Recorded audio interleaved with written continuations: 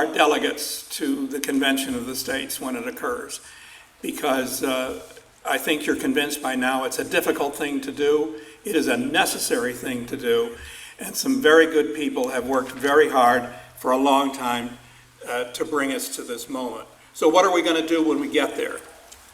I want to ask you to consider 3 important decision rules for what we do at a Convention of the States. Number 1, define properly and solve the whole problem of federal fiscal mismanagement. It is big, it's complex.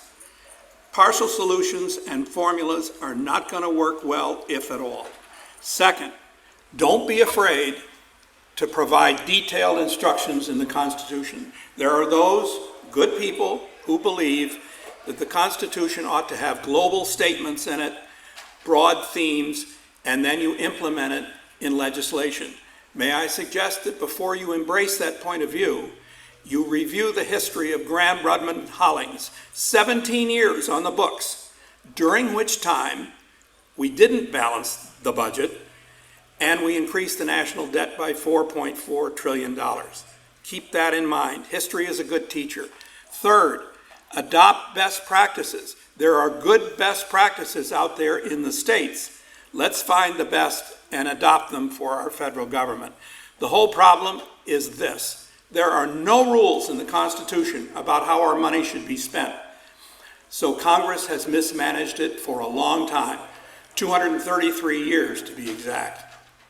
Even though the federal government has grown from $4 million to $4 trillion, that's 1 million times larger than the first budget in 1789. Still, there's no limiting what Congress can do. We know Congress ignores the laws that it passes for the rest of us when it's inconvenient for them. History teaches us that. Let's be guided by what's really occurred, not what we wish would occur. There are 5, not 1, major components of federal fiscal mismanagement. We're going to touch on each of them very quickly. Ratify clear amendments. That's what the Bill of Financial Responsibilities is about. Here's the first one, deficits and debt, of course. That's what got us to the party. We balance operating expenditures to operating revenues. Take Social Security and Medicare out of there. They should never be in the overall numbers about what it takes to operate the federal government. Those are supposed to be trust funds for our future. And instead we spend it to run government. Repay the existing debt. We've got to pay it down. I say at $500 billion a year, that's a lot of money. But even if we do that, it's going to take us 60 years to pay back where we are now, not to mention where we're going to be by the time the convention gets done. And finally, ladies and gentlemen, let's give the President of the United States a line item veto. There is no way we're going to get this problem solved by leaving Congress unchecked. Second, our federal tax system is a disgrace. If you want to balance revenues with expenditures, let's look at the revenue side. Usually when you say let's look at the revenue side, that means we're going to increase your taxes. I'm not for doing that.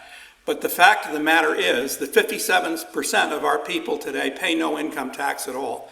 That's an unsustainable thing. Tax avoidance, that's legal. Tax evasion, that's not legal. Take $1.30 for every dollar we collect in federal taxes. Those are facts. We've got to deal with that. So I say take out of the tax code by constitutional amendment any use of the tax code to engineer human behavior, to get us to buy solar panels, to get us to be more green or less green. Take all of that out of the tax code. The sole function of taxation is to finance the legitimate operations of the federal government and no more. Get out of the business of trying to influence by exemptions, incentives, deductions, alternatives. We now have a 75,000-page tax code. Enough. Get rid of it. Abolish it. It no longer serves our interests. And by the way, that's not my idea alone. Steve Forbes said that 40 years ago when he ran for president. Require every working citizen and profitable enterprise to pay some tax. We have over half of our people today go to the polls to vote with no skin in the game whatsoever. If that doesn't give you pause, it should. It's an outrage. It's a disgrace. Third, Congress applies the money from Social Security and Medicare to pay other government bills. We all know that. It's $3.5 trillion so far. First, of that $500 billion every year that we repay from our debt, repay Social Security and Medicare first. That money should be held in the Federal Reserve, independently audited, and invested by a professional board of investment professionals.